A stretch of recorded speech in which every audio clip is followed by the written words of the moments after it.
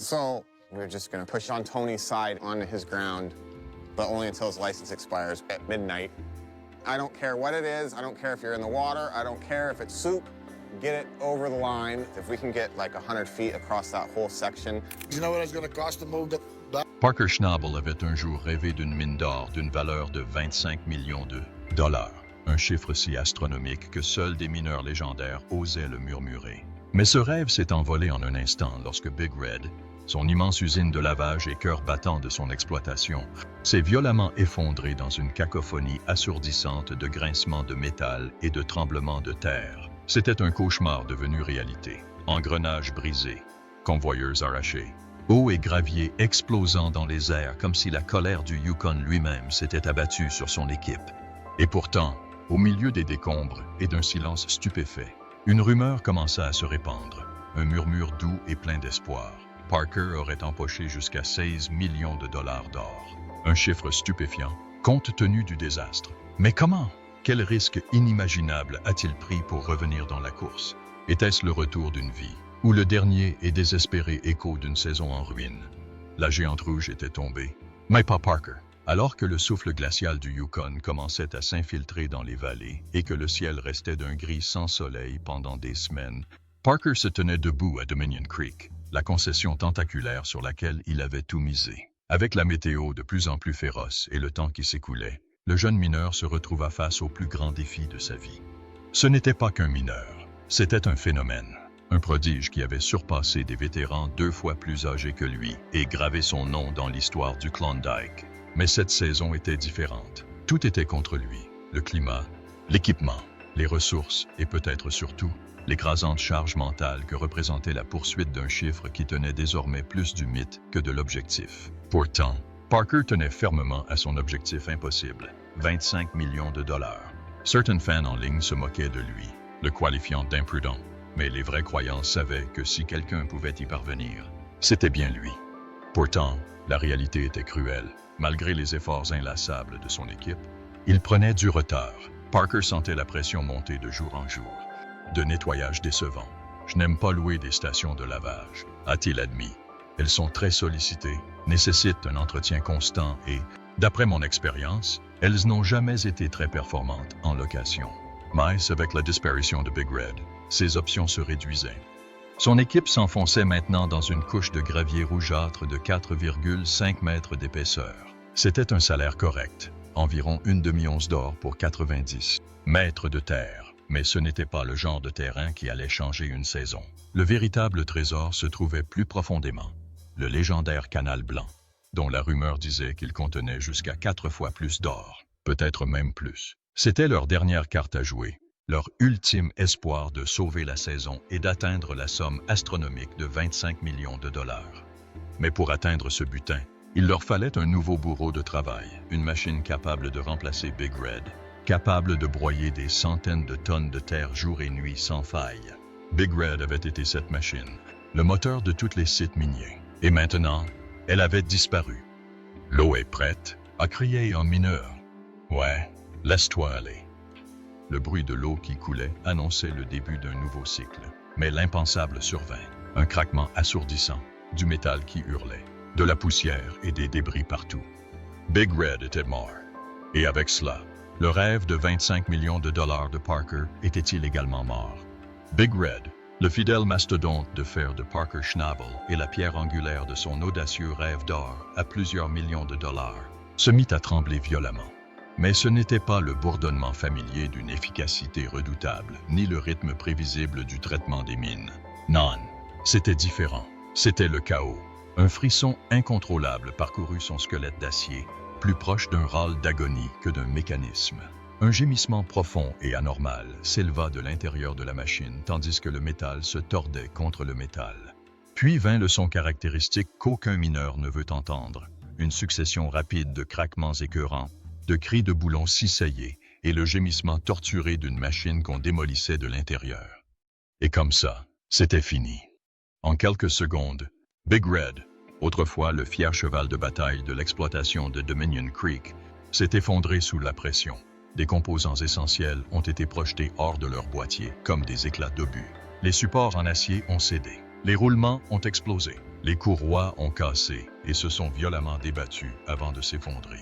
Il ne restait plus qu'un squelette tordu et froissé de ce qui avait été le cœur battant de l'empire minier de Parker. L'usine, massive, puissante et impitoyablement surmenée, s'est effondrée en un monument d'échecs brisé et silencieux. Elle gisait là, massive et inutile, cernée par le sol même qu'elle était censée conquérir. Parker et son équipe ne purent rien faire d'autre que regarder, figus, stupéfaits. Le silence qui suivit fut pire que la destruction elle-même. Ce n'était pas une panne banale, réparable avec quelques soudures nocturnes et quelques pièces détachées. Ce n'était pas un vibreur bouché ou un moteur grillé. C'était une catastrophe mécanique totale. Big Red n'était pas simplement la Terre, il était mort. Les implications frappèrent Parker comme un coup de poing en plein ventre. Il n'avait pas seulement perdu une machine, il avait perdu son principal système de récupération d'or. Sa clé de voûte, son atout. Et le pire, le riche et lucratif Canal Blanc, le filon qu'ils avaient traqué toute la saison, était désormais inaccessible. Des tonnes de trésors, valant peut-être des millions, se trouvaient juste hors de portée, bourrés d'or, attendant, moqueurs. Oh oui, on a de l'eau maintenant, marmonna un membre d'équipage entre ses dents, essayant de rester optimiste. J'espère que la deuxième fois sera la bonne. Allez, ma pousse, comment va-t-elle? Mais il n'y aurait pas de seconde chance. Popper Big Red. Ce trésor d'or était désormais prisonnier du temps, du métal et de la glace, et l'hiver approchait à grands pas. Impitoyable et définitif. Le compte à rebours avait commencé. Chaque heure d'arrêt de l'usine signifiait des onces d'or perdues à jamais. Des jours d'arrêt catastrophiques. Des dizaines, voire des centaines de milliers de dollars allaient disparaître, un instant perdu après l'autre, enfouis sous le pergélisol avant même de voir la lumière du jour. Vu de l'extérieur, on aurait dit la fin. Les fans qui regardaient le spectacle ont probablement eu le souffle coupé, pensant « ça y est, c'est le moment où l'ambition de Parker a finalement pris le dessus sur sa chance ». On a toujours jasé en ligne. Des sceptiques affirment que Parker pousse trop loin, pousse son équipe à bout et épuise son équipement à courir après des buts colossaux qui font la une des journaux. C'est ce qui arrive, disent-ils. Cette rupture était inévitable. Mais d'autres ont pris sa défense. Ces fervents défenseurs ont affirmé que l'exploitation minière au Yukon est par nature brutale. Le matériel tombe en panne. Les gens tombent en panne. Cela fait partie du métier. Et si Parker ne repoussait pas les limites, il ne serait pas Parker Schnabel. Ils admirent son courage, son obsession, son refus de reculer lorsque la glace commence à se former et que les heures se font rares. Mais les débats ne sont pas une mine d'or. Et le silence de Big Red était assourdissant. Le rugissement autrefois constant qui résonnait à Dominion Creek avait disparu, remplacé par un silence glacial qui ressemblait à un enterrement. Le rêve de Parker de gagner 25 millions de dollars s'envolait. Même son objectif le plus conservateur, engranger quelques milliers d'onces supplémentaires avant la fin de la saison, commençait à ressembler à une chimère figée dans le Yukon, un fantasme se fondant dans la réalité. Il avait besoin d'une solution. Et vite. Il n'y avait pas de temps pour l'apitoiement, pas le temps de panser ses plaies. Big Red réduit à l'état de carcasse et l'hiver s'installant sur les montagnes. Parker devait accomplir un miracle. Il lui fallait un plan B, un coup de grâce, quelque chose, n'importe quoi, qui pourrait relancer l'opération et sauver le rêve de l'ornière. Car s'il n'y parvenait pas, Dominion Creek ne serait pas seulement un projet raté, ce serait un récit édifiant, enfoui sous la neige, aux côtés de millions d'or non récupérés. La résurrection d'une relique, c'était peut-être tout ce qui lui restait. L'air de Dominion Creek était chargé de désespoir, mais aussi d'une légère odeur tenace de détermination. Big Red, le principal récupérateur d'or de Parker Schnabel, le titan mécanique qui avait traité des milliers de mètres de terre à vendre et livré des millions d'or, n'était plus qu'une épave déchiquetée. Atière tordue, courroies brisées et supports déformés jonchaient le sol où se dressait autrefois fièrement l'imposante usine de lavage. L'équipage se tenait immobile, mouette de stupeur. À quelques centaines de mètres de là, d'une proximité irrésistible, se trouvait le canal blanc payant, un lit de rivière ancien et intact. Si riche en or qu'il était devenu une légende au Klondike, il pouvait presque le goûter. Mais maintenant, il était hors de portée, comme scellé derrière un mur invisible de défaillance. Pour de nombreux patrons miniers, une catastrophe d'une telle ampleur, surtout si tard dans la saison, aurait été une condamnation à mort. Ils auraient jeté l'éponge, comptabilisé les pertes et considéré l'année comme une douloureuse leçon. Après tout, L'hiver approchait à grands pas. Les températures baissaient. Le pergélisol durcissait le sol d'heure en heure. Chaque minute perdue équivalait à des milliers de dollars d'or gelés dans la terre, peut-être à jamais. Mais Parker Schnabel n'est pas comme la plupart des patrons de mine. Certains parlent d'entêtement, un refus obstiné de la défaite, frisant l'obsession. On l'a accusé d'en faire trop, de courir après des chiffres qui ressemblent plus à des fanfaronnades égocentriques qu'à des objectifs financiers. D'autres, en revanche, voient dans cette même détermination la marque d'un véritable leader. Un champion, quelqu'un qui affronte l'impossible, met tout en jeu et persévère quand tout le monde s'en va. Quoi qu'il en soit, une chose était claire, l'abandon ne faisait pas partie du vocabulaire de Parker. « Cette eau », murmura-t-il, scrutant les dégâts du regard, est synonyme d'érosion. On ne veut surtout pas d'un effondrement là où se trouvait Big Red. Son esprit tournait. La destruction de Big Red n'avait pas seulement paralysé la production, elle l'avait stoppé net. Sans station de lavage, pas d'or, sans or, pas de salaire, et le temps s'écoulait comme l'huile d'un bloc moteur fissuré. Il avait besoin d'une autre plante, et il en avait besoin maintenant. Puis, comme un souvenir remontant du fond de son esprit, il se souvint de l'usine de lavage Bob. Bob n'était pas beau, il n'était pas rapide, et il n'était certainement pas moderne. C'était une machine d'une autre époque, construite dans les années 1960, un dinosaure de fer avec un moteur V12 rugissant et une transmission intégrale à 6 roues motrices, conçue pour conquérir les terrains impitoyables du Yukon. Autrefois, Bob avait fait la fierté d'une exploitation révolue. Maintenant, il était oublié, garé et silencieux, ramassant la poussière et la rouille sur l'une des autres concessions de Parker. Il n'avait pas roulé depuis des semaines, peut-être plus longtemps. C'était vieux. C'était encombrant, et lui redonner vie serait une tâche titanesque. Sur les réseaux sociaux, les mineurs de salon et les experts du dimanche s'exprimaient déjà. Sérieux? Cette relique ne tiendra pas un jour. Elle tombera en morceaux avant même d'avoir lavé un seul seau. Certains riaient, d'autres grimaçaient, mais tous ne doutaient pas. Les spectateurs plus âgés, ceux qui avaient vu du vrai fer en action à l'époque, gardaient espoir. Il y avait quelque chose de noble dans le retour d'une machine vintage. Une machine chargée d'histoire, du crâne, peut-être même un brin d'âme. Parker n'a pas hésité. Il a appelé. Mais l'amener jusqu'à Dominion Creek ne serait pas chose aisée. Le terrain entre les deux concessions était un véritable cauchemar logistique. Route de montagne escarpée, sentiers défoncés, lacets sans aucune marge d'erreur. L'usine de lavage était immense, et ses composants vieillissants, secs, cassants et probablement fragiles, signifiait que la moindre bosse pouvait causer des dégâts catastrophiques. Un mauvais virage, un glissement de sangle, et Bob pouvait se transformer en un tas de débris au fond d'un ravin du Yukon, anéantissant ainsi la dernière chance de Parker de sauver la saison.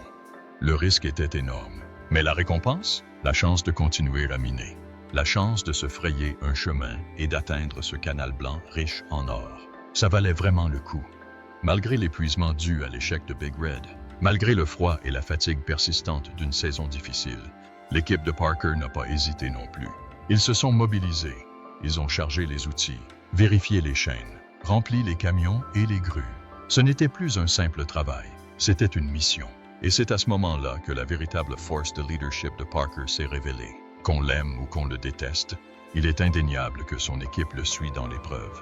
Il croit en lui, même lorsque le plan paraît insensé. Et celle-là, c'était dingue.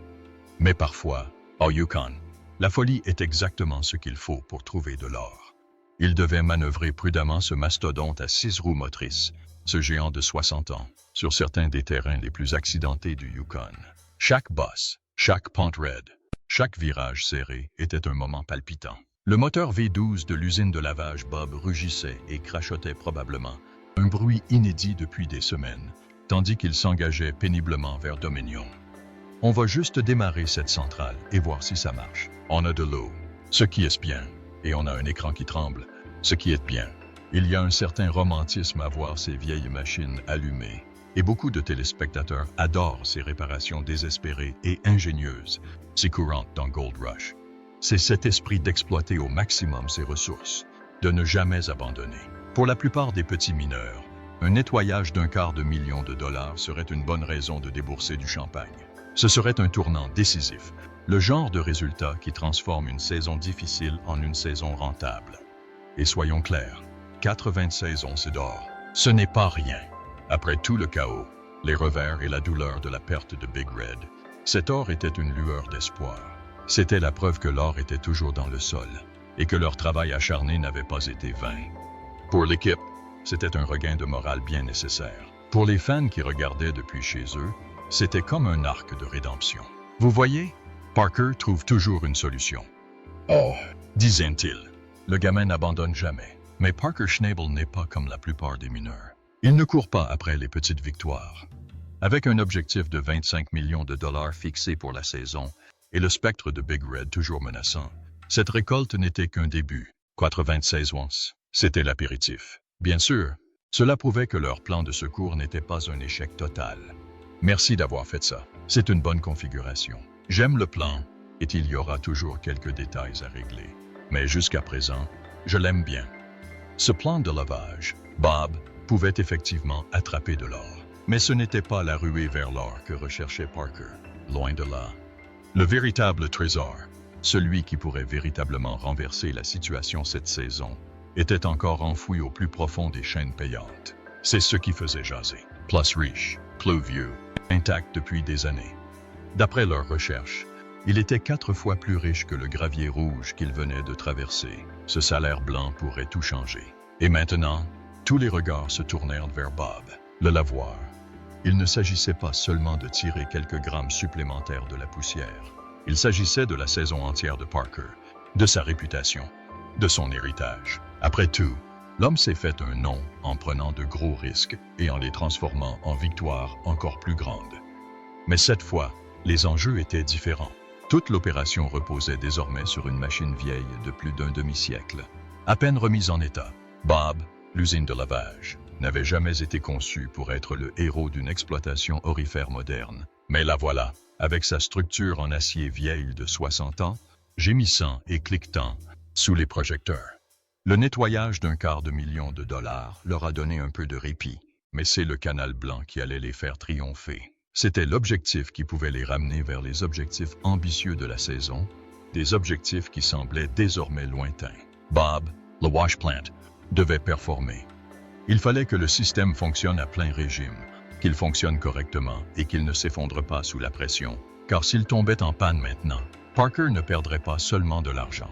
Il risquait de perdre tout ce qu'il avait construit avec tant d'efforts. Il faudrait probablement démonter tout le plateau. Tout sortir, tout nettoyer, tout poser. Juste un peu de terre pour le maintenir. On va le remettre en place. Alors que l'équipe abordait ce nouveau défi, la tension était palpable. La station de lavage Bob était à peine opérationnelle. L'équipage l'avait déjà vu cracher de l'or, mais c'était grâce au gravier rouge. Le véritable test commençait. Parviendrait-il à maintenir son rythme? Parviendrait-il à gérer le matériel lourd et épais du canal blanc sans se bloquer ni tomber en panne? Parviendrait-il à déplacer suffisamment de balles assez rapidement pour battre le chronomètre avant que le gel du Yukon ne vienne mettre un terme à la saison? Ce n'étaient pas des questions futiles et les fans le savaient.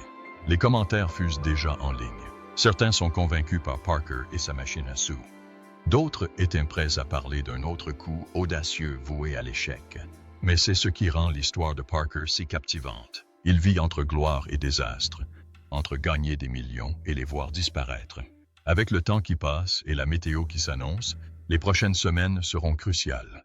Chaque saut de terre comptait. Chaque heure de fonctionnement de la station de lavage de Bob sans interruption était une victoire. Parker ne comptait pas sur un coup de chance. Il comptait sur son courage, sa stratégie et sa volonté.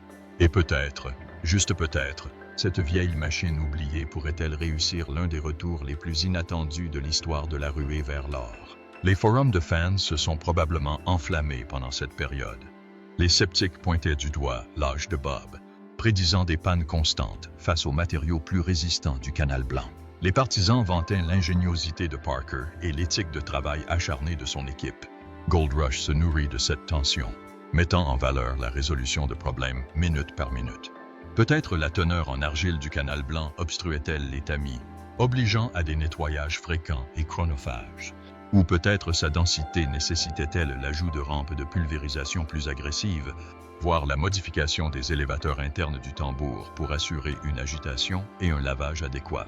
Ces modifications à la volée, impliquant souvent des soudures à la brosse et une ingénierie créative, sont un élément essentiel de l'émission, démontrant l'ingéniosité nécessaire pour survivre au Klondike. Pour atteindre un chiffre de 16 millions de dollars, Bob, l'usine de lavage, ne pouvait pas se contenter de fonctionner. Il fallait qu'elle devienne un monstre crachant de l'or, fonctionnant presque en continu. 310,45. Ouais. Gros rouge. Finir en force. Et cette nouvelle installation de lavage? Du sable rocheux. Parker devait donc probablement pousser son équipe dans des quarts de travail exténuants, jour et nuit, sous le ciel froid du Yukon. Les excavatrices alimentaient Bob sans relâche. Un flot constant de cette précieuse terre blanche. L'inconnu de ces opérations intensives réside dans la logistique complexe qu'elles impliquent. Garantir suffisamment de carburant pour toutes les machines dans un endroit isolé. Gérer les ressources en eau de l'usine de lavage, un élément crucial et souvent problématique, et gérer les amas de résidus toujours croissants, tout cela dans une course contre la montre. Les pesées d'or du Canal Blanc, méticuleusement filmées par les caméras de la ruée vers l'or, auraient été le cœur de l'opération. Chaque pesée, plus lourde que la précédente, dissipait le doute et alimentait leur motivation. Imaginez les scènes. Parker, sous la lumière crue de la salle d'or, déversait sac après sac d'or, les chiffres grimpant sur la balance, 50 onces, 100 ounces, puis des nettoyages individuels encore plus importants, atteignant le cœur de la série de gains avec leurs reliques optimisées. Ça n'aurait pas été facile. Les pannes de l'ancienne usine étaient inévitables.